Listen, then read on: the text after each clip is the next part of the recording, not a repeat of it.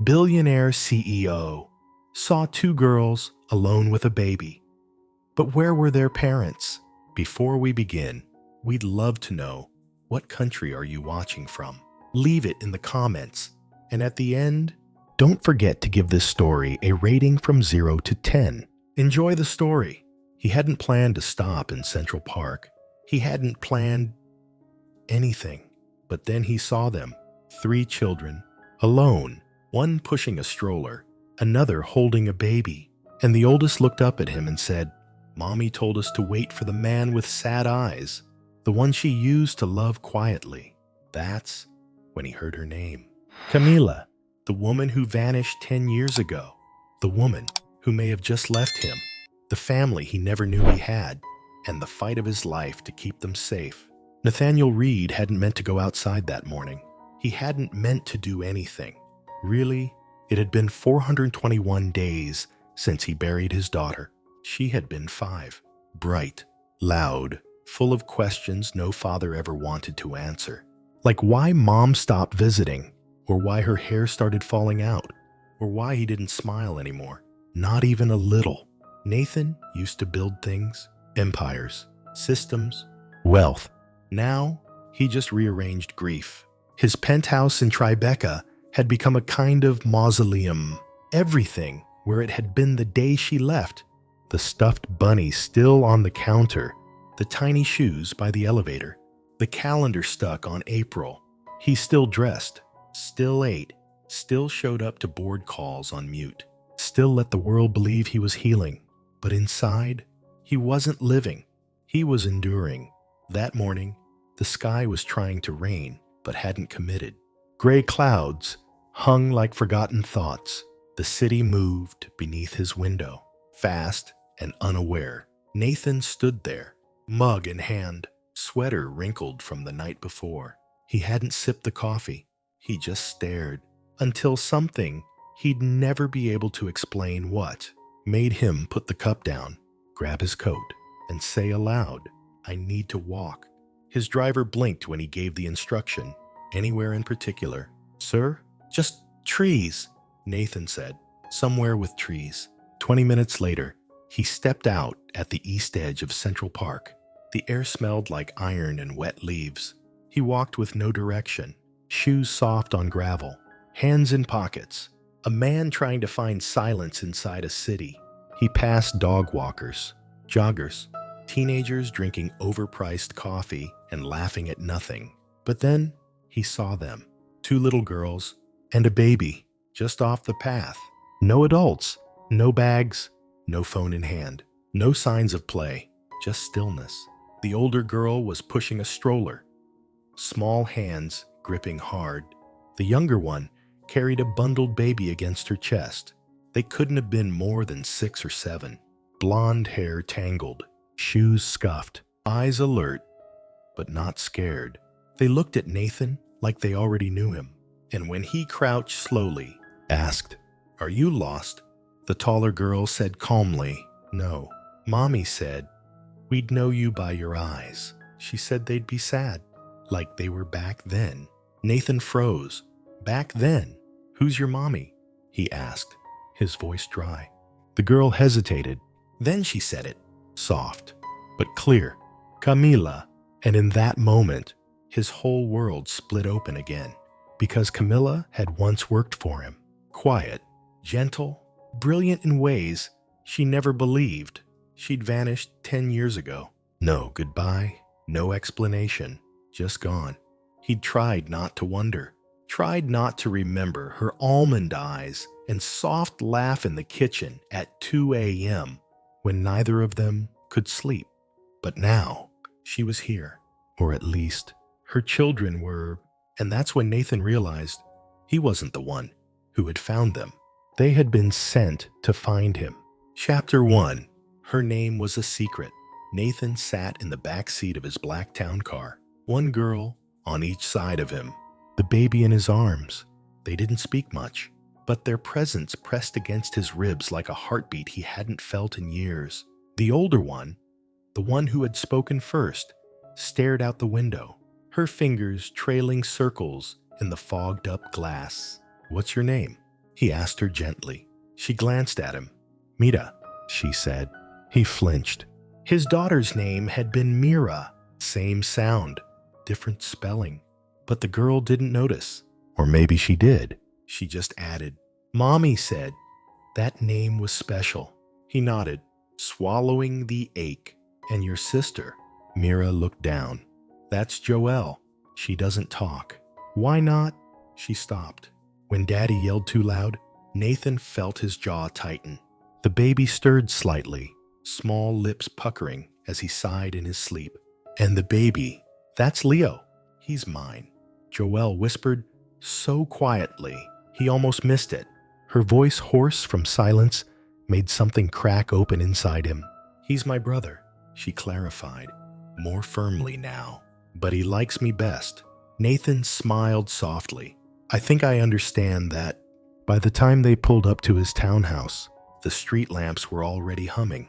Nathan hadn't thought this far ahead. He hadn't brought children into his home in ever. Even when his own daughter was alive, she lived with her mother most weeks. And Camila, no, he couldn't let his mind go there yet.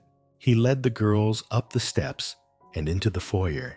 They paused at the threshold, as if waiting for permission to cross. It's okay, he said gently. This is your home now, for as long as you need it. The house was too polished, too clean, too full of things that didn't matter. Mira stepped onto the rug, her shoes wet from the rain. Joelle followed, still holding Leo like he was the last good thing she owned. Nathan showed them to the living room, pulling blankets from the closet, fumbling through the kitchen for cocoa mix he barely remembered buying. When he returned, Mira was staring at a photo on the mantle. It was his daughter, Mira, spinning on a swing in Central Park, laughing mid-motion. Camila had taken that picture. She'd been the only one able to make his daughter smile in those last few weeks. Mira turned to him. Mommy said we were named after someone brave, she said. Someone she loved very much. Nathan couldn't breathe. He sat down slowly, mug forgotten, heart thudding against ribs like it wanted out. Your mom, he began. Camila, where is she? Mira looked down. Joelle curled tighter into the blanket beside her. She said, if something happened, we were supposed to find you. What happened? She got sick, but not the kind you see. The kind that makes breathing too hard and sleep too long. Did she? Mira shook her head. She left us in the park, said she had to, said if we stayed in the apartment, the bad man would come back. Nathan's blood went cold. What bad man? Our father, Joelle whispered. But he's not like you. Nathan stood and crossed to the fireplace, needing to breathe. His mind was racing. Camila had been gone 10 years. No word, no trail, no closure. But now, here were 3 children, each one etched with shadows of her features. Mira's almond eyes, Joelle's high cheekbones, Leo's dark lashes, and their names, not random, chosen, echoes of his own daughter, of the life he once had, and the woman who had quietly, completely left him. Later, after the girls fell asleep, curled together on the sofa, he sat alone in his study. He unlocked the drawer he hadn't touched in years. Inside, a single envelope, yellowed, never opened. She had left it for him. The day she disappeared, he couldn't bring himself to read it then. But now, his hands trembled as he broke the seal. Inside, a photograph, 3 sonograms, and a note. If you ever find them, before I can tell you myself, tell them I did this for love, not to hide them, but to protect what was left of you and of me. Final lines of Chapter 1.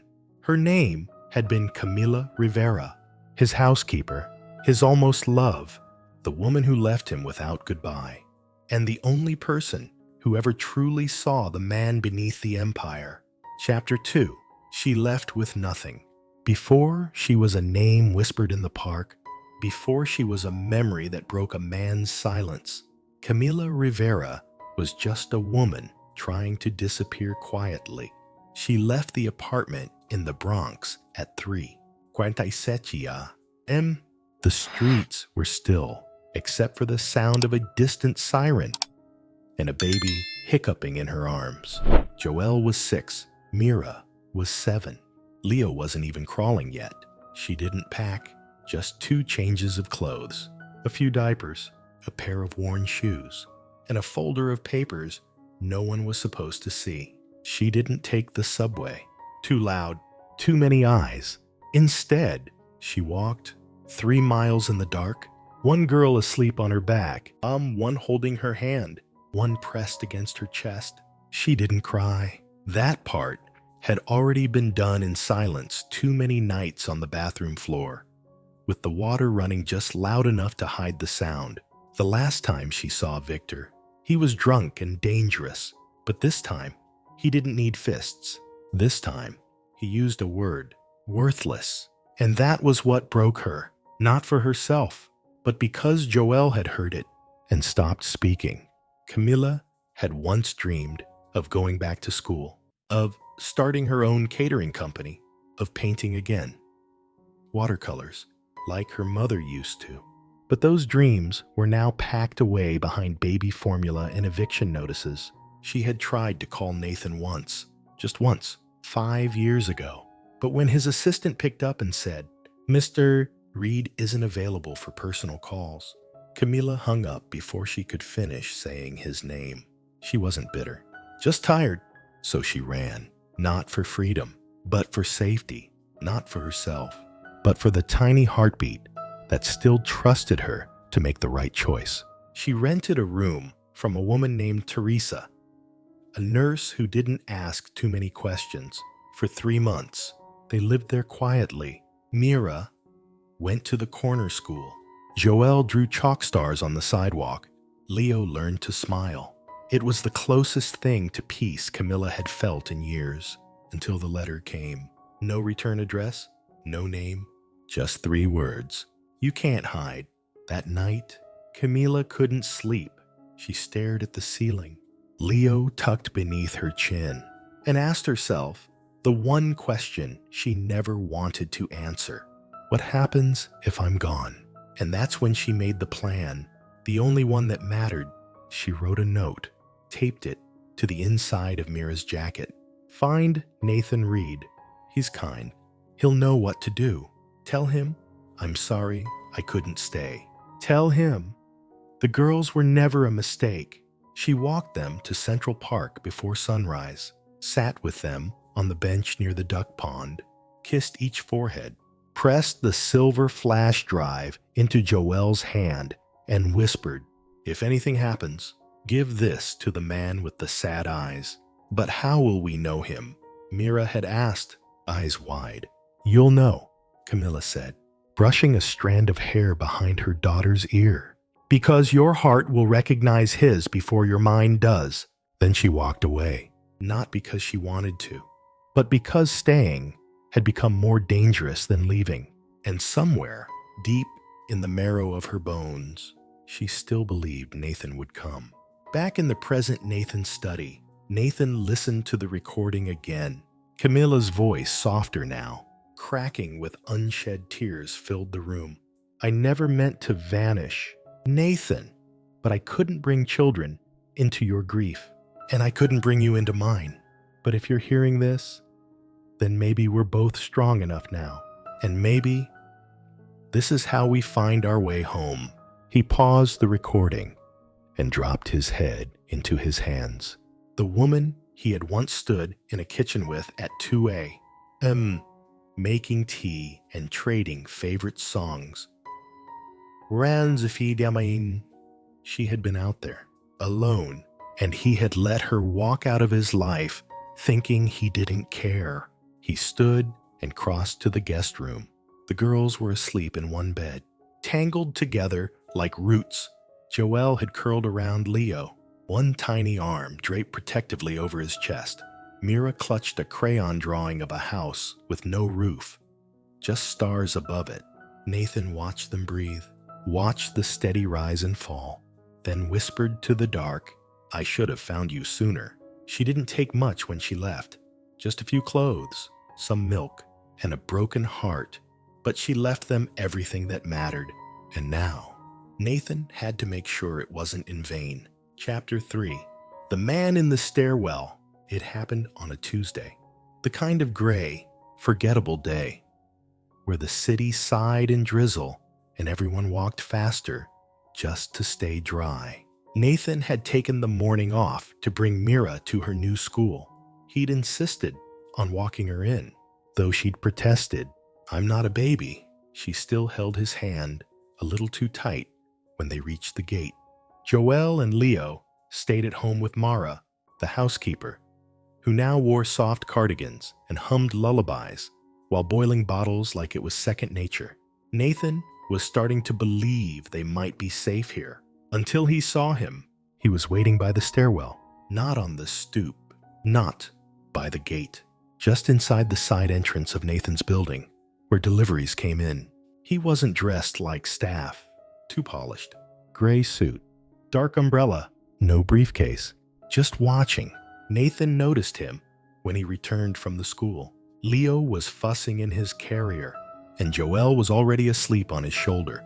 The man didn't move, just tipped his head slightly, like he was memorizing the way Nathan held them, their shapes, their names, their worth. Nathan didn't say a word, didn't confront him, just walked past like nothing was wrong. But every cell in his body screamed. When he reached the townhouse door, he locked it behind him, set the alarm, held Joelle for a few extra minutes before setting her down, then called his lawyer. "Lang, I need to file emergency paperwork." "For what?" "Guardianship and a restraining order." That night, Mira couldn't sleep. She sat cross-legged on the guest bed, holding a flashlight and a paperback. She hadn't turned a page in for 20 minutes. Nathan found her like that, still in her school uniform, the buttons crooked, hair half undone. "Bad dream?" he asked, sitting on the edge of the bed. She nodded. "I dreamt Mommy came back, but she was just smoke. I couldn't hold her." "That's not how it'll be," Nathan whispered. "If she comes back, she'll be real. And if she can't, then I'll still be here. You're not going anywhere." Mira looked at him. "Even if someone says we don't belong to you, especially then." She crawled into his lap without another word. Downstairs, Nathan opened the drawer in his study and pulled out the photo again, the one Camila had taken of Mira. He looked at the corners, where her handwriting still faintly showed on the back. She had signed it with only 2 words, "My World." He turned it over, looked at the girl's face again, and saw something he hadn't before. A shadow in the background, half out of frame. A man, blurred and partially hidden by the trees. He zoomed in, his pulse tightening. He couldn't see the face, but he recognized the stance. It was him, the same man from the stairwell. Nathan stood up, heart pounding. He went to the door, checked the locks again, then went upstairs, opened the door to the girls' room. Joelle was asleep on her side, one arm stretched over Leo, the other tucked beneath her cheek. Mira had fallen asleep, still clutching the crayon drawing. Nathan watched them for a long time, then whispered, "You're mine now. I don't care what blood says. If he ever finds them, Nathan, he'll say they belong to him. But you know better. He didn't stay when Joelle cried through the night. He didn't hold Mira after her first nightmare. He didn't kiss Leo's head the moment he was born. You did none of that either. But I believe you would have, and that's why I'm sending them to you." The man in the stairwell wasn't just watching. He was waiting. And Nathan Reed had just realized he wasn't protecting someone else's children. He was fighting for his own. Chapter 4. The Cabin That Catches Stars. Nathan hadn't been to the cabin in 10 years. Not since his mother died. Not since the last Christmas, when snow actually felt like magic instead of memory. But when he saw the man in the stairwell again, this time watching from across the street, he didn't hesitate. He packed the children that night. No explanation, just coats, coloring books, bottles, and the crumpled flash drive he now kept in his wallet. The cabin sat tucked deep in the Catskills, a weathered place that smelled of pine and old winters. It was crooked in the corners, with window panes that fogged when you breathed too close. But to Nathan, it was the safest place he knew. "This is where I used to come when I was little," he told the girls as he unlocked the front door. "My mom said this cabin catches stars in the roof when no one's looking." Mira's eyes widened. Joelle didn't speak, but she reached for his sleeve. Inside, the dust danced like glitter in the air. Leo cooed in Nathan's arms. The floor creaked under their weight, like it was waking up after years of sleep. Nathan carried Joelle and Leo inside, while Mira stepped through the living room like she was in a museum. She ran a hand over the fireplace mantel. "Who are these?" she asked, pointing to faded photographs. "My parents," Nathan said, "and me, a long time ago." She paused. "You looked happy." "I was. Do you think we can be happy here too?" Nathan looked around at the crooked door frames, the chipped paint, the armchair still draped in a quilt his mother once made. "I think," he said softly, "this is the first place that's ever felt like ours." That night, they lit a fire in the old stone hearth. Mara had packed hot cocoa packets without telling him. Joelle helped pour the water. Mira roasted marshmallows and burned half of them on purpose, giggling every time Nathan pretended to be scandalized. Leo fell asleep, curled on Nathan's chest, his tiny fingers tangled in the strings of Nathan's sweater. The girls wrapped themselves in mismatched quilts and whispered stories until the fire dimmed. Outside, the sky cleared, and just above the cabin's roof, the stars blinked down, like someone had left the ceiling cracked open, just enough for light to fall through. The next morning, Joelle found something in the floorboard. She had dropped a crayon beneath the bed, and, in trying to reach it, her hand brushed against a metal tin. Nathan opened it carefully. Inside, a single letter, a black and white photograph, and a silver necklace with a charm shaped like a tiny key. The letter was addressed in soft, looping script. "For N, if ever." Nathan sat on the porch as the girls played in the overgrown grass. He unfolded the letter with shaking fingers. Camila's voice, even in ink, was unmistakable. "I never knew how to say goodbye to you, so I left pieces of myself where I thought you might find them. This cabin. You once told me it was your soul's quiet. So I came here once, a year after I left, when things got too loud, too cruel, too real. And I thought maybe this place could remember us better than I could." Nathan held the photo in his hands. It was her, Camila, sitting on the cabin's porch steps, Mira on her lap, Joelle beside her, Leo just a bump in her belly. She was smiling, not big, not showy, just enough to make the corners of her eyes crease the way he remembered. "You were always building things." The letter continued, empires, networks, futures. "But I wanted to build something quieter, something that could hold laughter and not break. I built it here, just for a day, just for them." Nathan folded the letter carefully and slid it into the breast pocket of his flannel shirt. Mira came running up, breathless. "We found a pine cone shaped like a heart," she said. Joelle nodded solemnly. Holding it like a gift, Nathan knelt. "We'll keep it," he said. "Right here." He tapped his heart. Joelle smiled. That evening, as the sun bled gold across the mountaintops, the three of them lay in a pile on the cabin's old rug. Nathan read aloud from a storybook they found in the cupboard.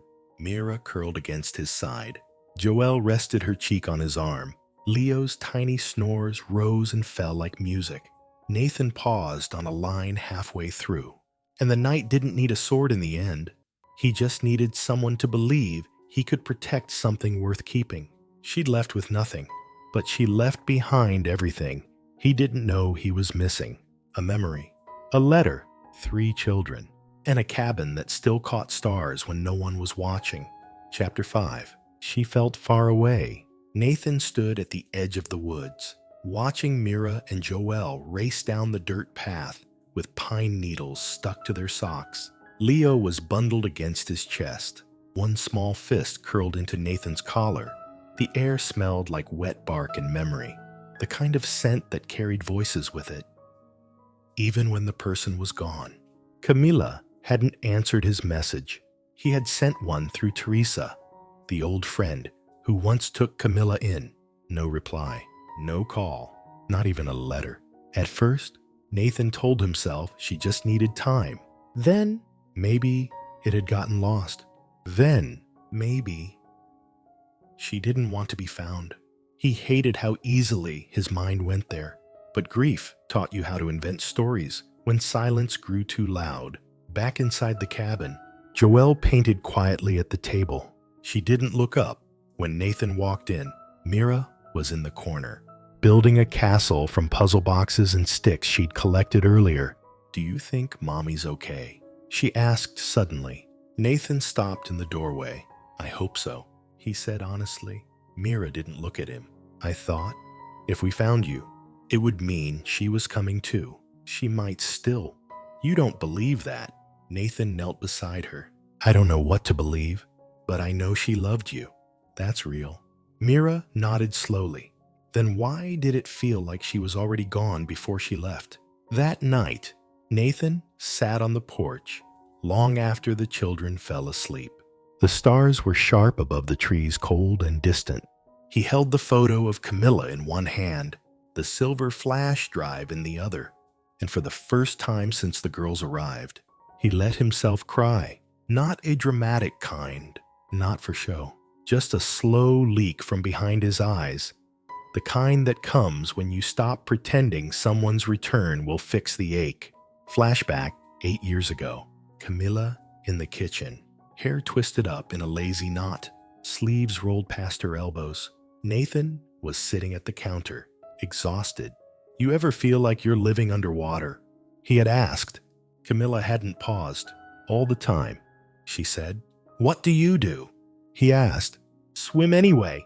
She'd handed him a cup of tea and sat across from him without asking more. That was her gift. She never needed the full story to stay. But now she was the one who had vanished without explanation. Nathan hated that he couldn't ask her anything. Why she named the girls after his daughter. Why she kept his photo in her wallet. Why she had let him believe she was gone for good when some part of her must have known. He would have never let her go. In the quiet, Leo stirred. Nathan rose, padded inside, and found the baby in his crib. Cheeks flushed, fingers twitching. Joelle was still at the table, coloring by moonlight. He walked over, crouched beside her. "What you drawing?" She hesitated, then held it up. It was Camila, hair soft, eyes bright. Behind her, a cloud, and on it, the 3 kids. And Nathan. Underneath, Joelle had written in careful, crooked letters, "She watches from the warm sky." Nathan felt something shift in his chest. Not pain, not hope, just the beginnings of acceptance. He kissed the top of Joelle's head. "Thank you," he whispered. "I needed to see that. Sometimes grief doesn't scream. It just stands in the hallway, quiet, heavy, wearing her perfume." And even though Nathan couldn't touch her memory, he was learning how to carry it. Chapter 6. Before they find us again. The first sign came with the tire tracks. They hadn't been there yesterday. Fresh grooves in the mud just beyond the fence line. Too wide for Mara's car. Too deep for a local ranger. Nathan saw them at dawn. He was out back splitting wood when the mist began to lift, and the earth told on itself. He stood there for a long time, the axe still in his hand, his heart suddenly louder than the bird song. Inside, Joelle was feeding Leo a bottle. Mira was brushing her own hair with careful strokes, the way Camila used to. Nathan watched from the doorway. He didn't tell them what he'd seen, not yet, but he pulled out his phone and called Lang. "I need you to file." "Today." "File what?" guardianship, emergency petition, whatever it takes. Nathan, Victor's close. I don't know how, I just know. Lang paused. Then, I'll start drafting the papers now. I'll have them couriered by nightfall. Nathan hung up, then opened the drawer beside the bed and pulled out the only photo Camila had left behind. In it, Leo is cradled in her arms. Joelle is asleep on her shoulder. Mira is grinning, holding a pine cone in the shape of a heart. They looked like a family, like everything Victor never truly wanted, and everything Nathan never thought he'd have again. That afternoon, Mira sat beside him on the porch steps. "Are we going back?" she asked. He looked at her. "Do you want to?" She was quiet for a while. "The city scares me, but hiding forever feels worse." Nathan took her hand. "We're not hiding. We're just waiting until we're ready." "And now?" he exhaled. "Now we fight." They packed quietly. Joelle folded Leo's baby clothes with precision beyond her years. Mira made sure to take every drawing she and Joelle had made in the cabin, rolled them carefully, and tucked them into a tote labeled Us. Nathan loaded the car, then stood on the cabin steps one last time and whispered, "Thank you for keeping us safe." Back in the city, it felt different now. The brownstone didn't feel sterile anymore. It smelled like crayons and cereal and hope. But Nathan knew it wouldn't last if Victor showed up again. He met Lang at the front gate. The lawyer handed him a thick folder. "You'll have your hearing date by Friday. The judge we drew is tough, but fair. You have a shot. That's all I need." That night, after the kids were asleep, Nathan sat in his study, staring at the glowing flash drive on his desk. Camila's voice played again through the speakers. "If you're hearing this, I probably didn't get to say goodbye, but I need you to believe me. If they found you, it's because I knew you'd never let them go." Nathan closed his eyes. The next day, there was a knock at the door. Mara answered and froze. Nathan walked in from the living room, instinct already alert. Victor stood in the foyer, slick hair, $6. Virizoro shoes, lawyer in tow. "Long time, Nate," Victor said, smiling without warmth. Nathan didn't respond. Victor looked around. "Cozy? Didn't know you were the playing house type." "Leave," Nathan said. "Not until we talk custody. I'm still their father. You left them in a park." Camila ran. Victor snapped. "I never got a chance. She ran because of you." Victor stepped closer. "You're not their blood. No papers. No legal hold. Just feelings."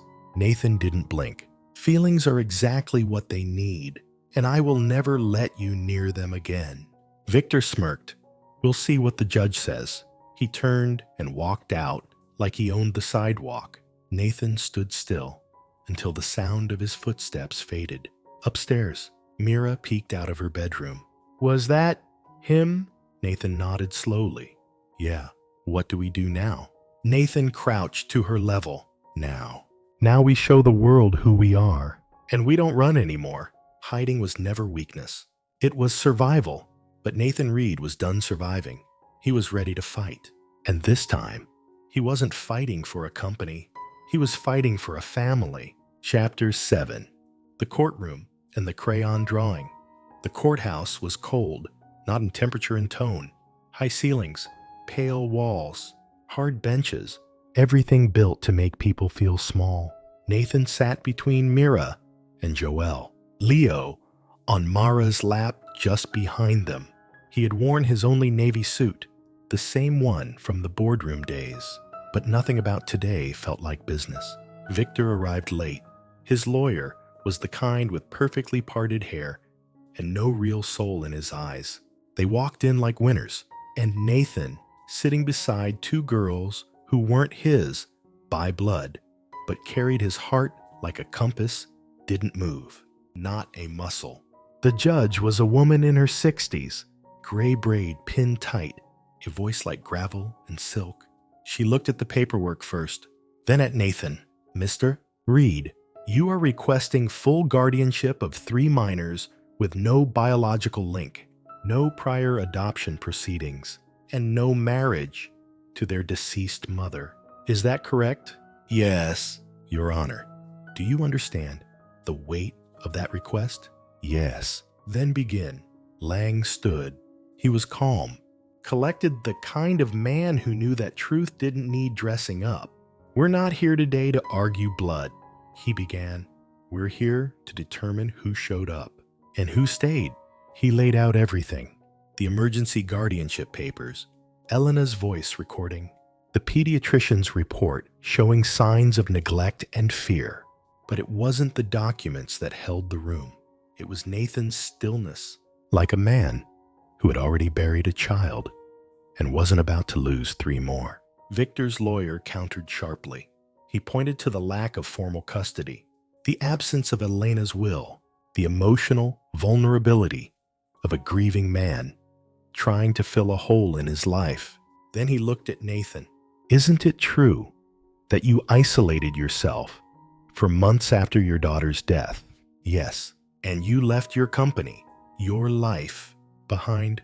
Yes. So what makes you believe you're capable of raising 3 children now? Nathan looked up. Because I finally understand what presence means. He turned to the judge. It's not about being perfect. It's about being there when it matters. And I'm here now, every day, every night, with bottles and bedtime stories and fevers and fears. I didn't choose grief, but I am choosing them. The courtroom went quiet. Even Victor didn't smirk anymore. Then the judge asked, would either of the children like to speak? Mira's hand went up, small, steady. She walked to the front, ponytail swinging. He makes pancakes on Saturdays, she said, and he listens when I talk about birds.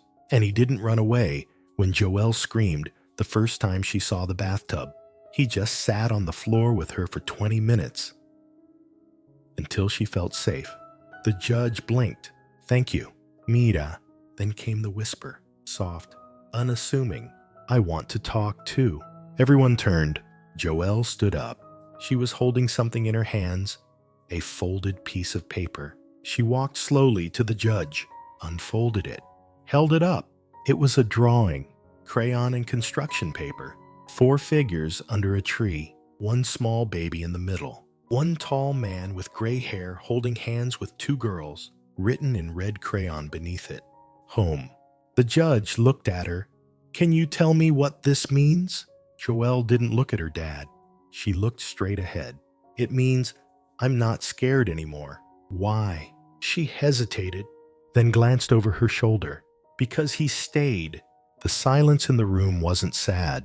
It was reverent, the kind of silence that only happens when the truth makes itself impossible to ignore.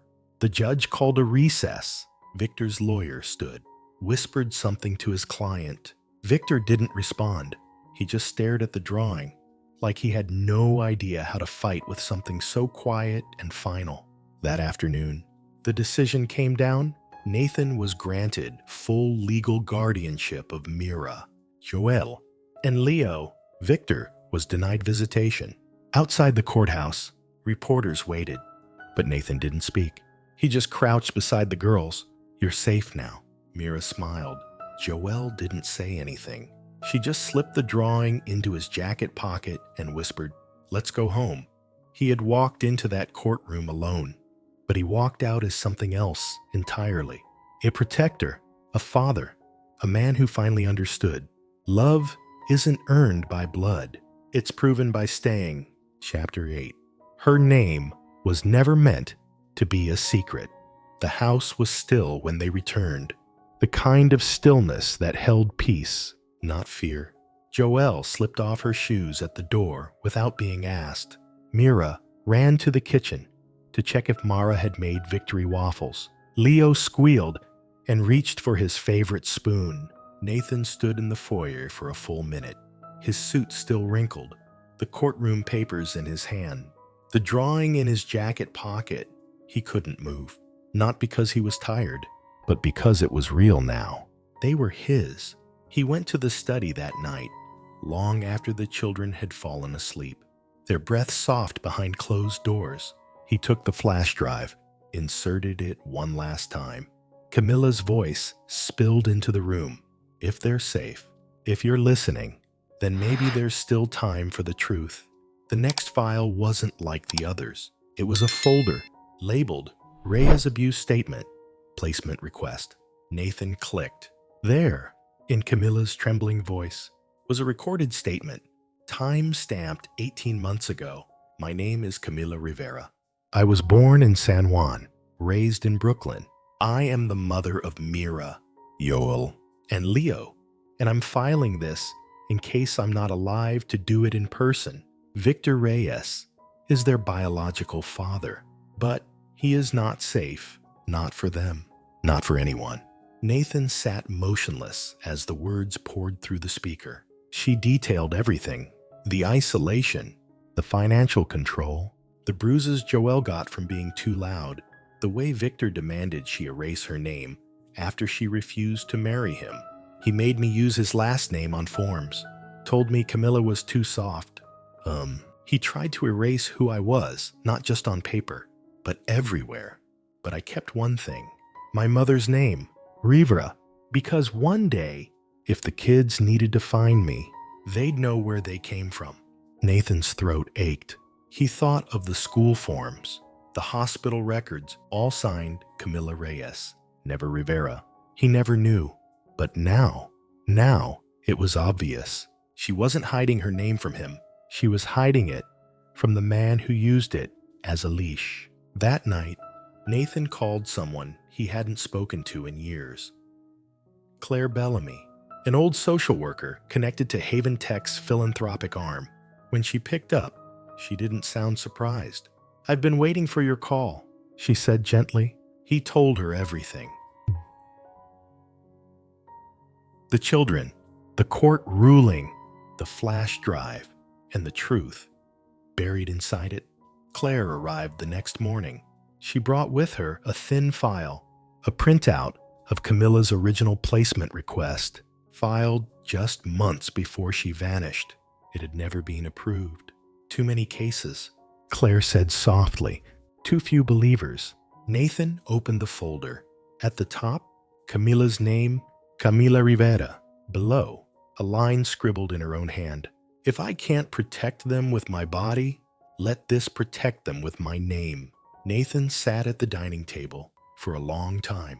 Across from him, Joelle quietly drew stars. Mira read aloud from a worn library book, and Leo chewed on a stuffed rabbit's ear like it owed him money. He looked at them and whispered, "She didn't just give me her children. She gave me her truth. And now, I owe her mine." Later that week, Nathan walked into the courthouse again, this time with a new request. He asked the judge not only to finalize Leo's adoption, but also to legally restore Camila's last name to Mira and Joelle's records. She was never supposed to be erased. He told the clerk she was the reason they survived. Her name had never been a secret. It had just been waiting to be remembered. And now, etched into every form, every school record, every bedtime story she once told, Camila Rivera lived again. Chapter 9. She doesn't know how powerful she is. The brownstone was louder now, not in chaos and color. Laughter bounced off the walls. Art supplies cluttered the breakfast nook.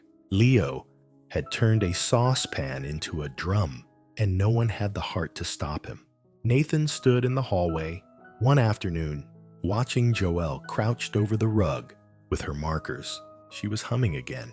A quiet, tuneless thing, just a thread of sound.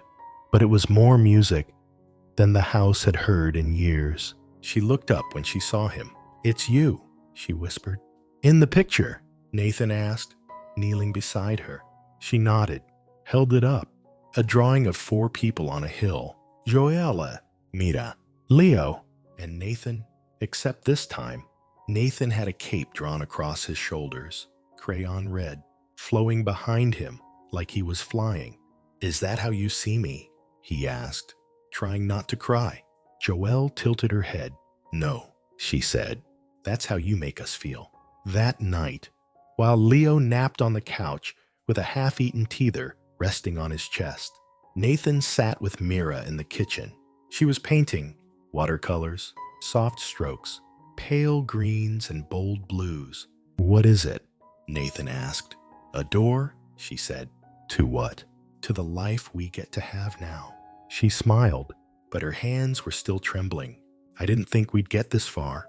After dinner, Nathan sat outside on the steps, a mug of tea going cold in his hands. Mara came and sat beside him. "You look like a man who just lost something," she said.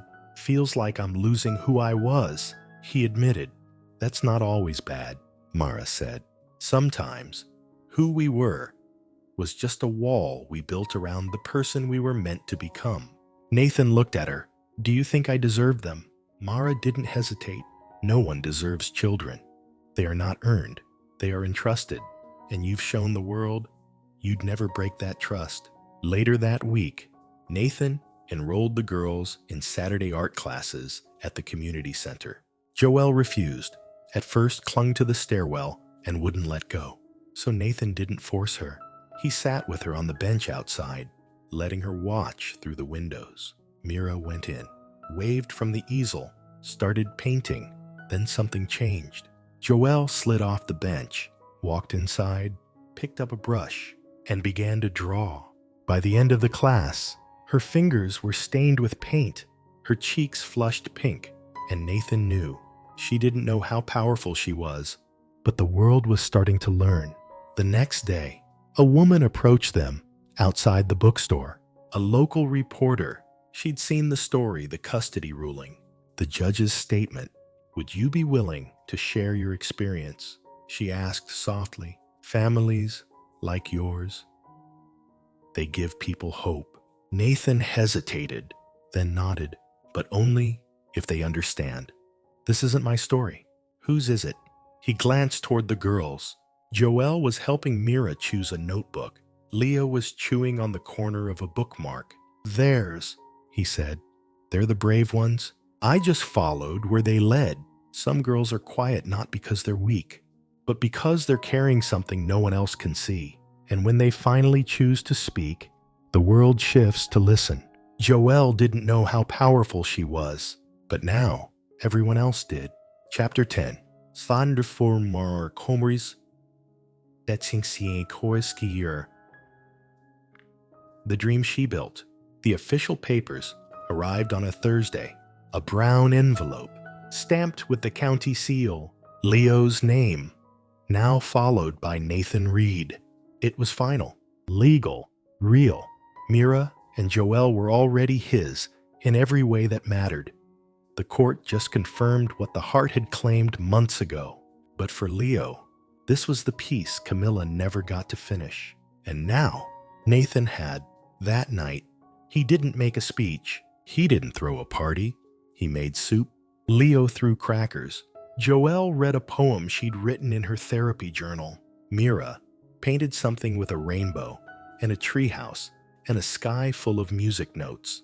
And when Mara brought out a candle with sprinkles on top because they had no cake, Leo tried to eat the flame. They laughed so hard the walls nearly shook. Later, after everyone had gone to sleep, Nathan returned to the study.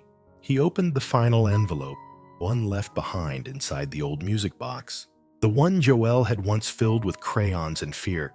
It was Camila's handwriting, but this time, it wasn't to the children. It was to him. "Nathan, I'm sorry I didn't say goodbye the right way. I was scared, not of you, but of how much I wanted to stay. You were the only place that ever felt safe. Even when you didn't speak much, even when we both pretended not to notice the way we kept orbiting the same quiet spaces. I left because I had to, but I watched. I knew one day the children would find their way to you because they deserved someone who would stay. You weren't meant to be their replacement, Father. You were meant to be the real one. I built a dream from scraps art supplies we couldn't afford, bedtime songs I made up on the spot, rules I broke to survive. But you gave them the home I never had. You made the dream real. Thank you for finishing what I started. Love always, Camila. Nathan didn't cry. He just sat in the dim glow of the lamp, let her press to his chest, and whispered, "You stayed too." Camila, in them, in all of this, spring came. Joelle joined a children's orchestra.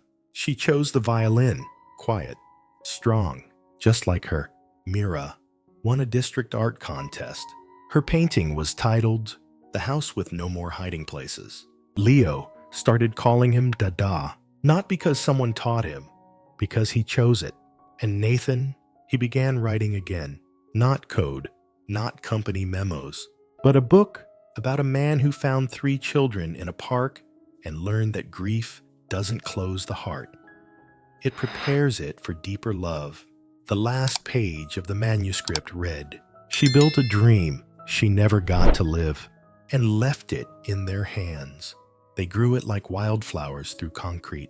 And now, it blooms in everything we are." The love story wasn't just between a man and a woman who never said the words out loud. It was between a memory and the life that memory made possible. Camila Rivera left quietly, but her legacy stayed loud. 3 children, 1 man, and a house full of light. That's the dream she built, and it came true.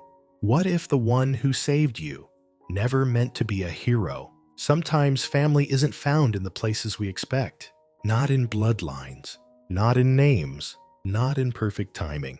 Sometimes it's in the silence, in the way someone stays when it would have been easier to leave.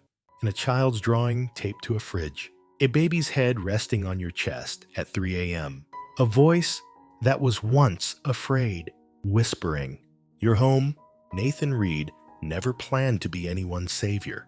He just stopped walking one day and looked closer. And what he saw was 3 lives asking not to be fixed, just to be loved. Camila never got her ending, but she gave them their beginning. And Nathan, he gave them what she couldn't finish, not a rescue, a return. So maybe the question isn't, who do I belong to? Maybe it's, who showed up when it mattered most? Because that's your person, and that's your home. If this story moved, you tell us in the comments. Where are you watching from? Who stayed for you when the world felt too loud? What dream are you still building? If you believe in love, that doesn't quit. In second chances, and in quiet people who carry loud courage, hit subscribe. Your next story is already waiting, and it goes even deeper. See you there. We'd love to hear from you. What did this story make you feel? Drop your thoughts in the comments and rate it between 0 and 10. Subscribe and turn on the bell so you're always updated. More inspiring stories are waiting. Click here to watch them.